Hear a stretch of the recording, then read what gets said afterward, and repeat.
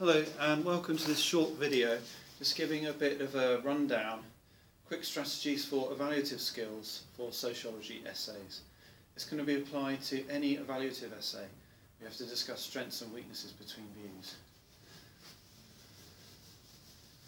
So we're looking at structuring a sentence.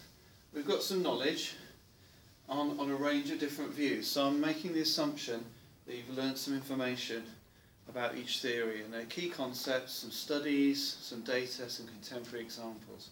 So that's one key thing that you will need to apply this most successfully.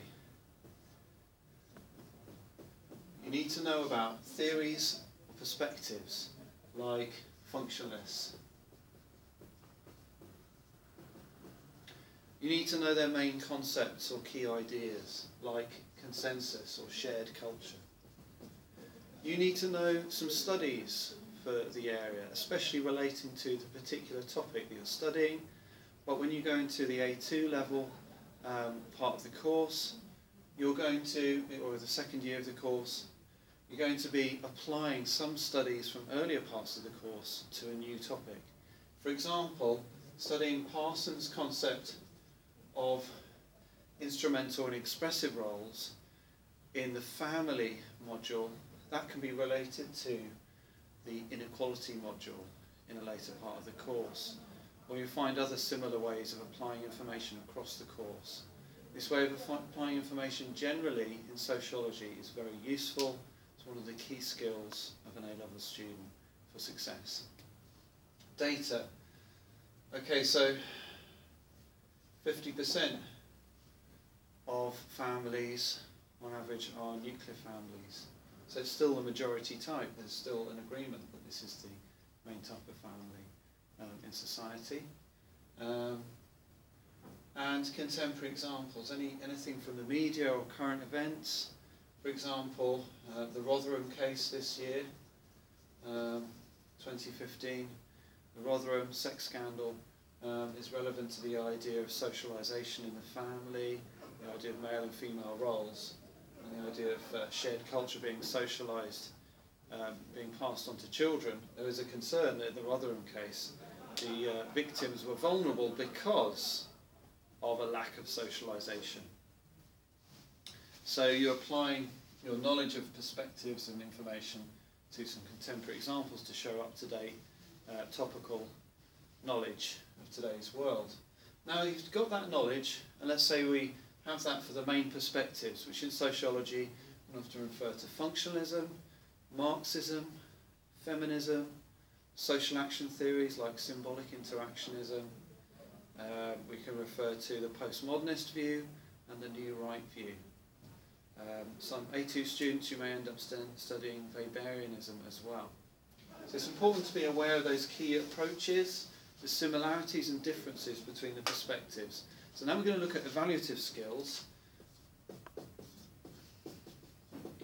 And we're going to look at a strategy, a straightforward strategy, very basic, but it gives you a structure for evaluation. So let's say that we're going to use evaluative language. And the evaluative language can be words that show that you're evaluating and indicate that you're making a point to explain a strength with a view or a weakness with a view. And so the evaluative language you can use is words like overplay or exaggerate, or underplay or ignore. So we could say this view overplays and exaggerates something, and it ignores and underplays something else. So we have a structure with those two elements, where we could say overplays something, underplays something else. These two things are probably connected, or they're opposites. So if you say that I'm too proud, I'm probably overplaying my own strengths and underplaying my own weaknesses. Let's take an example. Okay, so with functionalists criticising Marxists. Okay, we can change this sentence. If we're doing it the other way around, we could say Marxists criticise functionalists and change the wording. So let's do functionalists argue Marxists overplay consensus and underplay conflict. The functionalists argue Marxists overplay consensus and underplay conflict. Okay, so we've got this structure here. We could change that round to say Marxists would argue functionalists overplay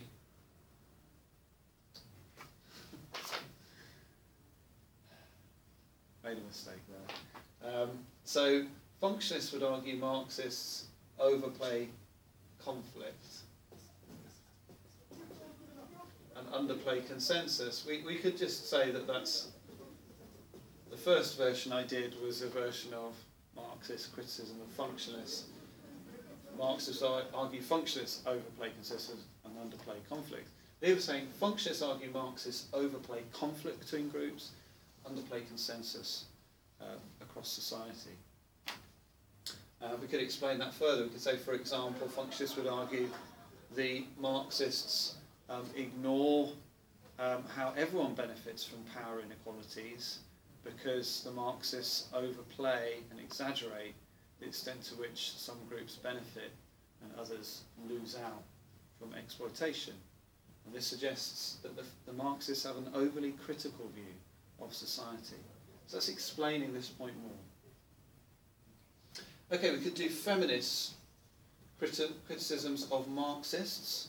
In a similar way, let's see the structure again. So feminists would argue the Marxists overplay capitalism and they underplay patriarchy. So can you see how I'm using my knowledge of a perspective, I'm using my knowledge of feminism and Marxism, and I'm putting both bits of knowledge into one sentence. So it's key points from two theories in one sentence. I'm using critical language like overplay and underplay in the right way. Okay, we can do postmodernists would criticise functionalists, Marxists and feminists. The postmodernists would argue that functionalists, Marxists and feminists are wrong for overplaying structure,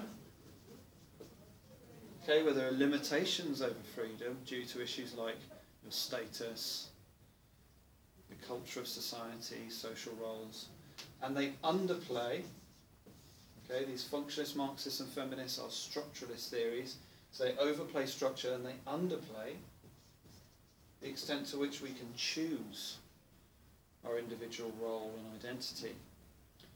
Lastly, I'm going to do one more, just to hammer the point home, if it's not clear enough yet. The postmodernists and the new right. So we can say the new right would criticise the postmodernists. Again, we can change this sentence round, depending on how we want to phrase it for the question.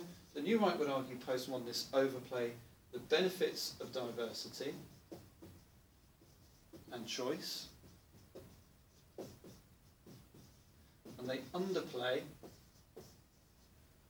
the costs or harms caused, threat caused by difference,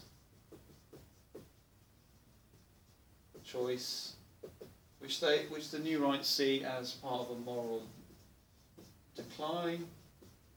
They would say that giving people choices may not suit the needs of society, and so the postmodernists are, exaggerating the extent to which choice can be positive. So you've got this idea then of the structure between the perspectives, and the evaluative structure is very important in the exams where you're asked to discuss strengths and weaknesses. Whatever level, you can use this structure as a format, as a framework, and then you can put knowledge into that structure using studies. Let's take one example. So the new right argue postmodernists overplay the benefits of diversity.